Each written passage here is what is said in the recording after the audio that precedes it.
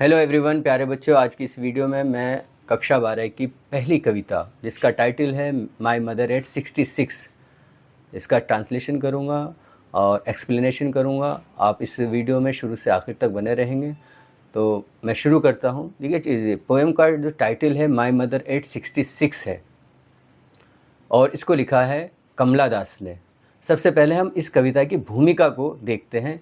इसका इंट्रोडक्शन हम हिंदी में जानेंगे। तो ये कविता एक बेटी के भावात्मक अनुभव को दर्शाती है। जब वह अपनी बूढ़ी माँ को देखती है और उसके मन में यह डर बैठ जाता है कि अब माँ बहुत बूढ़ी हो चुकी हैं और कभी भी उसे छोड़ सकती हैं। ये कविता वृद्धावस्था, अकेलेपन और माँ बेटी के गहरे संबंधों को दर्शाती है। अब हम इसके बाद इस कविता की एक एक पंक्ति पढ़ेंगे और साथ ही साथ उसका ट्रांसलेशन करेंगे।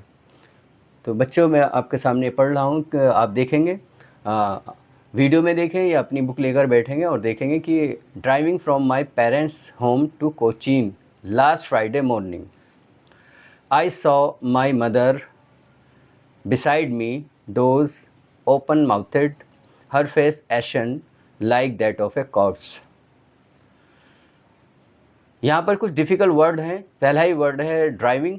ड्राइविंग आप जानती हैं, सफ़र कर रहे हैं गाड़ी से, ड्राइव यात्रा कर रहे हैं। इसके अलावा एक वर्ड है यहाँ पर बिसाइड, जिसका अर्थ होता है नियर, करीब में। डोज का अर्थ होता है ऊँघना। ओपन माउथेड का अर्थ होता है मुंह खुला हुआ। ओपन का मतलब खुला हुआ, माउथेड, ओपन माउथेड पूरा एक वर्ड हो गया कि मुंह खुला हुआ है, ऐसी हालत दिखा रहा है कि बेसुधी की हालत। उसके अलावा एक वर्ड है यहाँ पर एशन। ऐश का अर्थ होता है राख, तो एशन राख जैसा। कॉप्स का अर्थ होता है शव, मृत शरीर।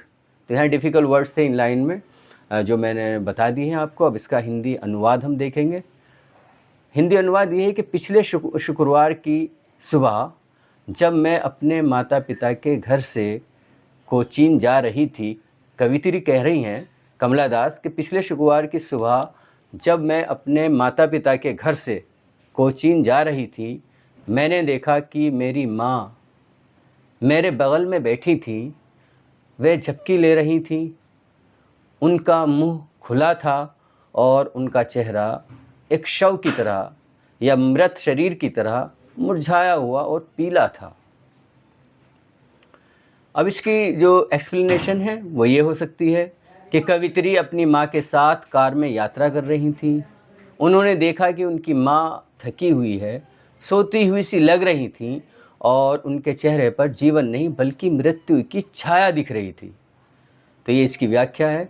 इसके बाद हम आगे पंक्तियाँ पढ़ेंगे और उसमें डिफ़िकल्ट वर्ड्स देखेंगे। देखिए, and realized with pain that she was as old as she looked.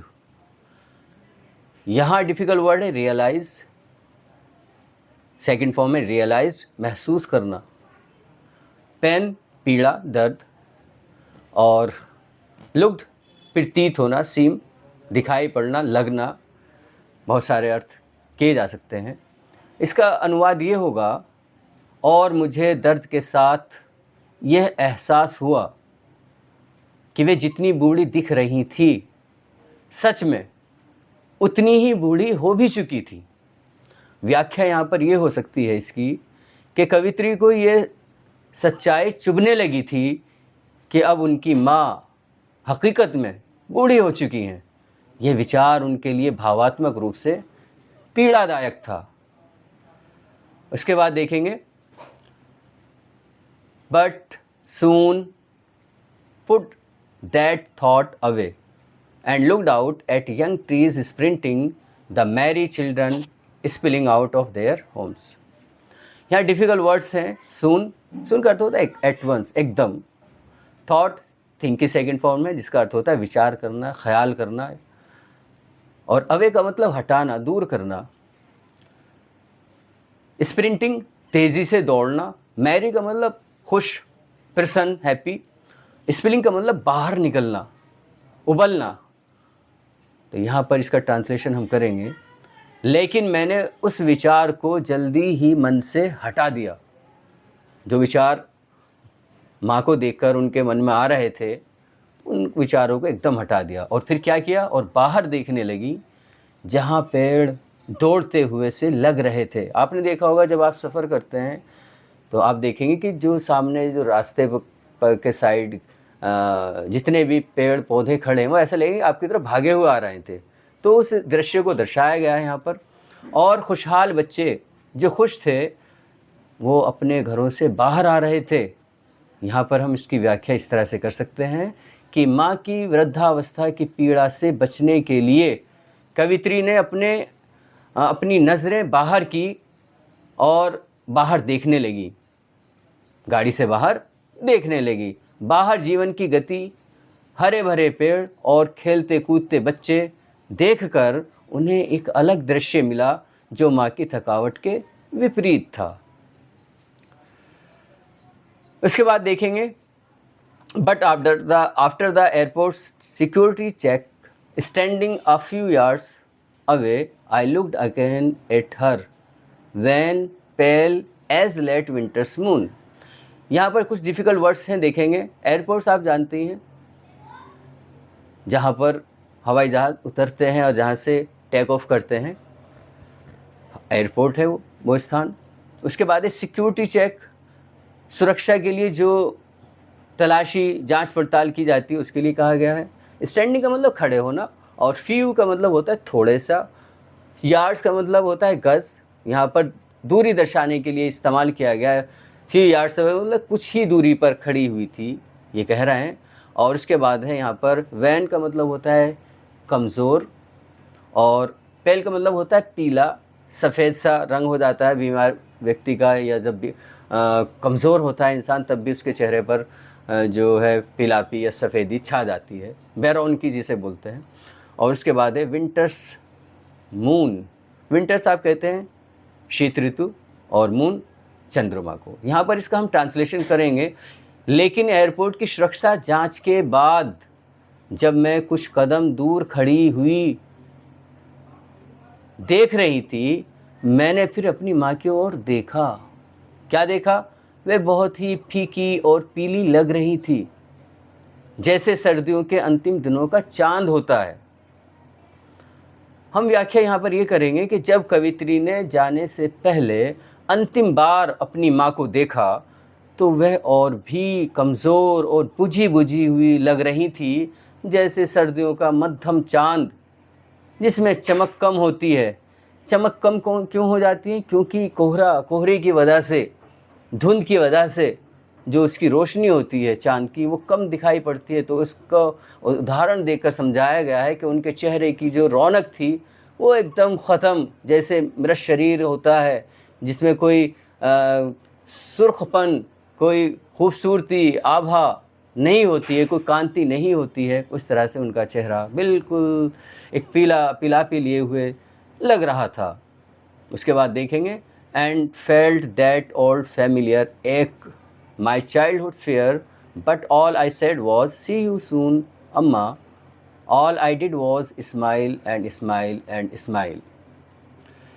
यहाँ पर कुछ डिफ़िकल्ट वर्ड हैं। पहला वर्ड है फेल्ट, जो फील की सेकंड फॉर्म है, जिसका अर्थ होता है महसूस करना। फैमिलियर का अर्थ होता है जो चीज़ हमें परिचित है, जो जानी पहचानी है। एक का अर्थ होता है पीड़ा, दर्द, चाइल्डहुड आप जानते हैं, बचपन को बोलते हैं। सून का अर्थ होता है शीघ्र ही, और स्माइल आप जानते हैं, स्माइल मीन्स होता है मुस्कुराना। हिंदी अनुवाद इस तरह से कर सकते हैं कि और मैंने वही पुराना जाना पहचाना दर्द महसूस किया, अपने बचपन का वह डर। कौन सा डर? माँ को खोन देने का, कि माँ बिछड़ जाएगी, माँ किसी भी क्षण रुखसत हो जाएगी, ये जो डर था उसको महसूस किया। लेकिन मैंने सिर्फ इतना ही कहा। क्या कहा? जल्द मिलते हैं अम्मा।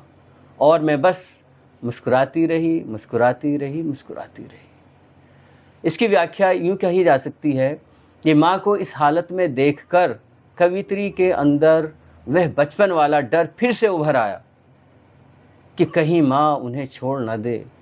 लेकिन उस भावुक क्षण में वह कुछ नहीं कह सकीं, बस एक दर्द भरी मुस्कान के साथ विदा ली। प्यारे बच्चों, इस कविता का जो मेन थीम है, जिसे हम कहेंगे मुख्य भाव है, वो माँ बेटी का जो एक रिश्ता होता है, जो संबंध होता है, वो दर्शाया गया है कि किस तरह से कितना गहरा प्रेम और लगाव होता है एक माँ को अपनी बेटी के प्रति और इसी तरह से एक बेटी को अपनी माँ के प्रति। तो ये इस कविता का मुख्य भाव भी है। इसके अलावा और क्या क्या पॉइंट है इसमें, क्या क्या थीम है, वो देखेंगे कि वृद्धावस्था की सच्चाई। हम सभी जानते हैं कि एक दिन हर कोई बूढ़ा होता है, और ये सोच जो है हमें दर्द देती है, हमें पीड़ा देती है कि हमें भी एक दिन बूढ़ा होना है। जुदाई का डर, अपनों को खोने का डर बचपन से लेकर बड़े होने तक बना रहता है। हमारे सामने भी ये डर बना हुआ है कि जो हमारे बुज़ुर्ग हैं, हमारे पेरेंट्स हैं, हमें भी इसी तरह का डर रहता है कि न जाने वो कब वो लोग कब हमसे जुदा हो जाएं। तो ये डर जो है स्वाभाविक है। भीतर का दर्द और बाहर की मुस्कान। देखिए, भीतर का दर्द ये था जो कमला दास के मन में था अपनी माँ की स्वास्थ्य को लेकर, उनकी उम्र को लेकर, और यह कि कहीं वो किस क्षण उनसे रुखसत ना हो जाए। और बाहर की मुस्कान ये है कि इस दर्द को महसूस करते हुए भी कि उनके मन में ये दर्द है, लेकिन चेहरे पर फिर भी जब वो विदा हो रही हैं तो मुस्कान ला रही हैं। तो ये है यहाँ पर भीतर का दर्द, बाहर की मुस्कान। कवित्री के मन में तूफ़ान है, कमला दास के मन में एक तूफ़ान है, लेकिन चेहरे पर मुस्कान है। जब वो रुखसत हो रही है अपनी माँ से तो मुस्कुरा कर उनसे विदा ले रही हैं और कह रही हैं कि हम जल्दी मिलते हैं अम्मा। इसका कंक्लूज़न क्या है, निष्कर्ष क्या है, देखेंगे। माई मदर एट 66 एक बहुत ही भावुक और सच्ची कविता है जो हमें ये समझाती है कि कैसे हम अपनों की वृद्धावस्था को देखकर असहाय बेसहारा महसूस करते हैं। कवित्री अपनी माँ से बहुत प्यार करती हैं।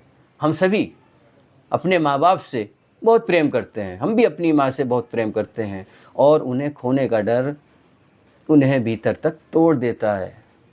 डर लगा रहता है, लेकिन वह इसे शब्दों में नहीं कहती, बस मुस्कान के साथ विदा लेती हैं। प्यारे बच्चों, अभी मैंने आपके सामने ये पूरी कविता पढ़ी, वर्ड बाय वर्ड इसका ट्रांसलेशन किया, लाइन बाय लाइन ट्रांसलेशन किया, फिर इसका एक्सप्लेनेशन भी किया। मुझे उम्मीद है कि आपने जो डिफ़िकल्ट वर्ड्स आपको बताए गए हैं उसका ट्रांसलेशन, उसका मीनिंग लिख लिया होगा, और आपने इस वीडियो को शुरू से आखिर तक देखा होगा। फिर भी अगर इसमें कोई कमी रह रही है तो आप कमेंट के ज़रिए से मुझे बताएं, जिससे कि हम आने वाली वीडियो में उसको सुधार सकें। आज की इस वीडियो में इतना ही। Thank you.